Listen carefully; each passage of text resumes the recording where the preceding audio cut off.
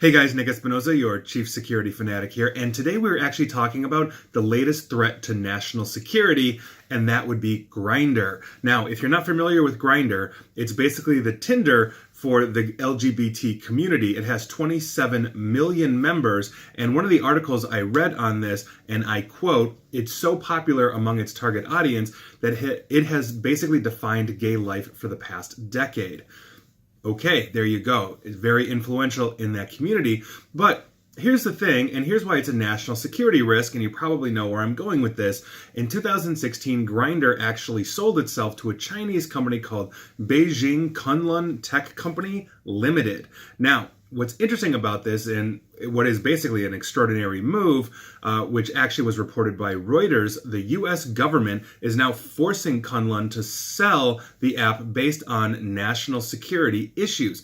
And Reuters says, and I quote, "The Committee on Foreign Investment in the United States, or CFIUS, has informed Kunlun that its ownership of West Hollywood, California-based Grindr constitutes a national security risk," two sources said. CFIUS's specific concerns and whether any attempt was made to mitigate them could not be learned. The United States has been increasingly scrutinizing app developers over the safety of personal data they handle, especially if some of it involves U.S. military or intelligence personnel. So basically, Reuters could not discern why specifically CFIUS was asking or demanding that Kunlun sell Grindr, but I can tell you exactly why they are doing this, and it's for the same reason why I wrote an article that literally got published, I want to say less than a week ago, called "Chinese is Destroying America's Future Leaders."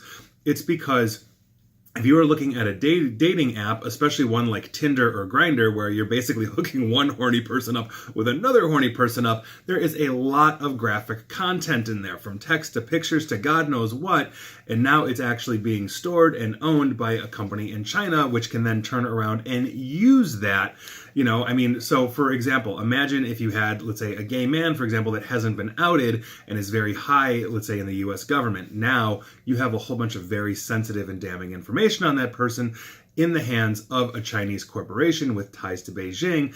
Now, the article that I wrote focused on TikTok, which is the future generation, and you've got our kids, ages, let's say 13 to 15, although younger go on there, basically doing a whole bunch of risque things on TikTok, and once again, it is being sent back to servers in China for data mining.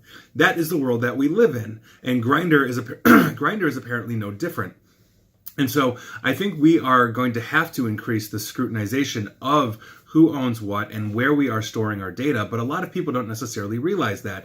They find a very easy to use and convenient app. And if Grindr was originally, out of West Hollywood, as somebody was doing their research when they signed up, let's say years ago, they'd think it's safe. It's an American company, no big deal, not realizing that in 2016 they got sold to China and it's no longer necessarily private. China's data security laws and privacy laws are nothing like what the United States or Europe has. And so here we are. But FYI, if you're on Grindr, heads up on this. Your data is probably sitting with a foreign government, and if you are in the military or the U.S. government, then super heads up to you. And I'd be curious to know what you guys think about this. Should we really have that level of scrutiny to ensure that the data privacy in any app that we use and our phones is adhering to U.S. or Europe or wherever you are standards? Or is this completely fine? And you know what? You signed up, you take the risk. Let me know. And please like, share, follow me here on Facebook and Twitter at NickAESP. And as always, stay safe and stay online.